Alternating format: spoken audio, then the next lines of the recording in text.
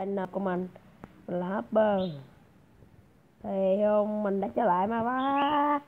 Thì mình đã bỏ Minecraft đâu, hôm nay mình sẽ review map. Và map hôm nay của chúng ta là căn nhà Nobita và Doraemon. Vậy mình sẽ xung quanh cho các bạn coi. Thì map này thì nó không phải là do mình xây, mình chỉ review thôi. Đá đỏ cũng nhiều đấy.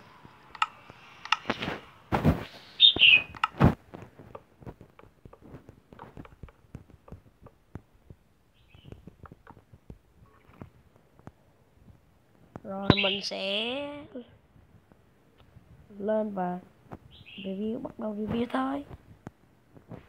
Mình sẽ chỉnh sinh tồn, sợ phá map,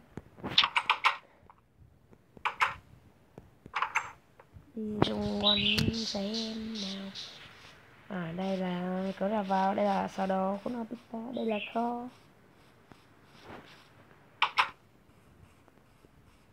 Gì đâu. Mình sẽ vào phần chính luôn.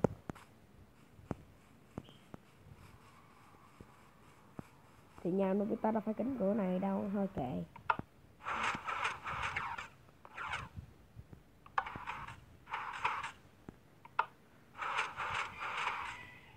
Nhìn nó hơi bị lag.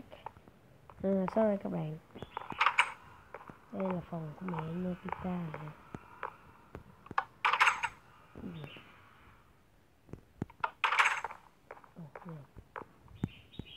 Bạn này làm người làm map này thì làm sao mà nhân hóa quá, làm cứ redstone nhiều quá thì nó không có giống thật chút nào.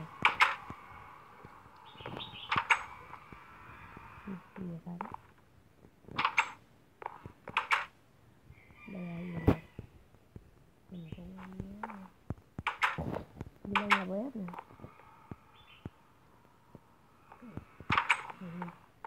Giờ đây còn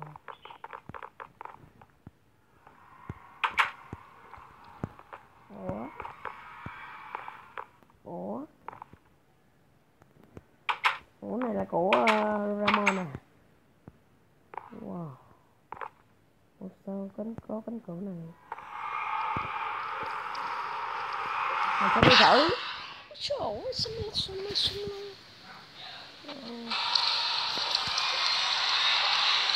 Đây.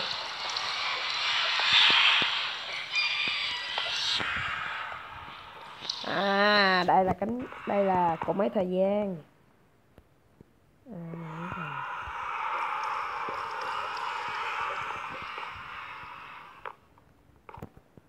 Lúc đầu mình cứ tưởng là tự nhiên nhà Nobita sao có cánh cổng này chứ. Đây là cỗ máy thời gian. Phải chưa thèm. Ghê.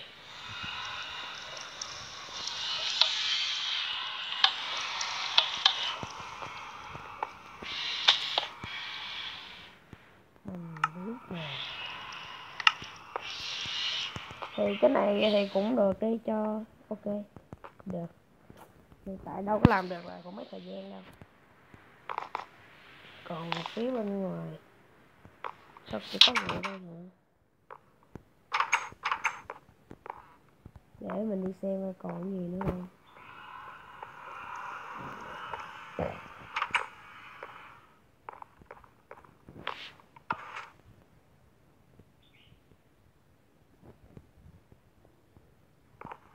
Có thấy gì chưa?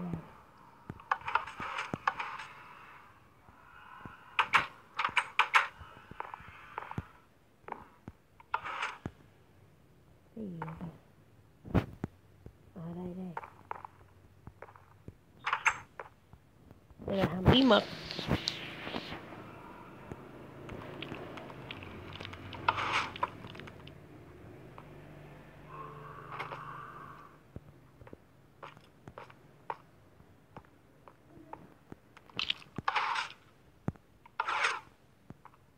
Chả có gì đặc biệt nữa. Rồi đi về.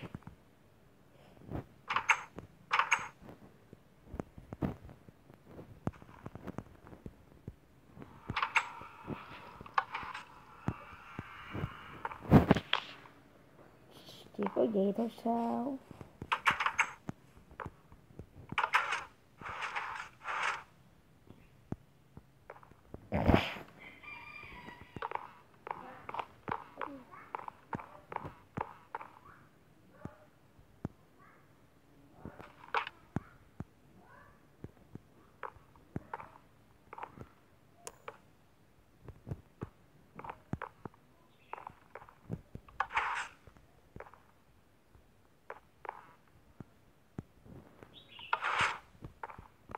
Vậy bàn ghế thôi cũng làm căn cứ nữa.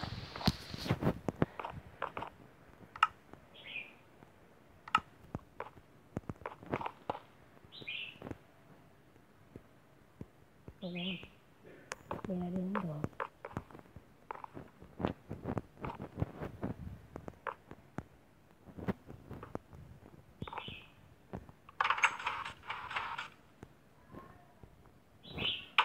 Rồi. Để mình đi xung quanh xem sao.